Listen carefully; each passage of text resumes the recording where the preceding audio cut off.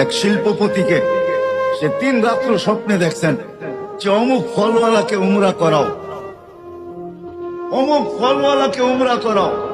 প্রথম দিন দ্বিতীয় দিন সে ভ্রুক্ষেপ করে নাই যে হয়তো এটা এমনি দেখতেছি। তো তৃতীয় দিন বড় কঠোর ভাবে দেখছেন, কঠোরতার সাথে স্বপ্ন সামনে আসছে যে তুই করাবি কি করাবি না বল। তো সে ঘুমের থেকে উঠছে, কোন মতে তার নাম্বার জোগাড় করছে, করে তাকে ফোন দিছে, তোমাকে আমি উমরা করাইতে চাই। সে একটা অট্ট হাসি দিয়া বলছে যে আমি তো নামাজই পড়ি না, আমি আবার কি উমরা করব? আমি তো মসজিদই চিনি না, উমরা আবার কি করব আমি? তো সে বলছে আমি অবশ্যই তোকে করাবো। পুরো কাহিনী খুলে বলছে।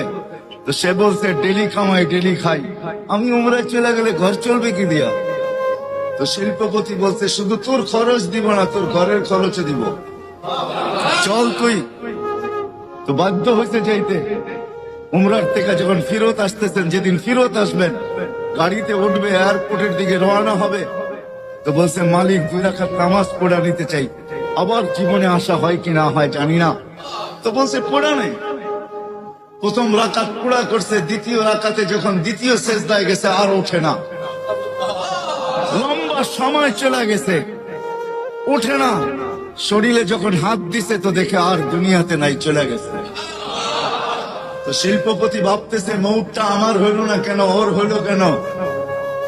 দাফন কাফন করে চলে আসছে।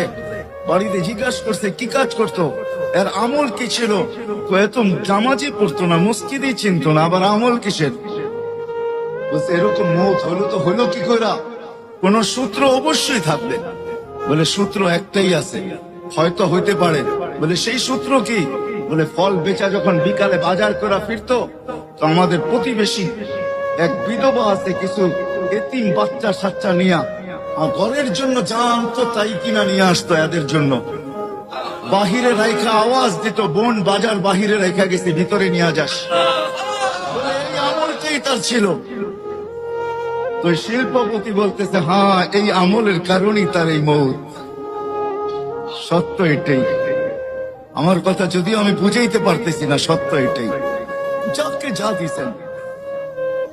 তো ওই ধনী ব্যক্তি এখনো বেঁচে আছে।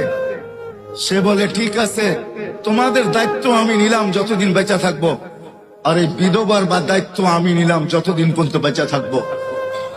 তোমরা শুধু আমার জন্য এতটুকু দোয়া করো যে আমারও যেন মৌত এর মতোই হয়, যে মৌত আমি সচক্ষে এর দেখলাম। ধনীকেও ধন দিচ্ছেন আল্লাহকে পাওয়ার জন্য।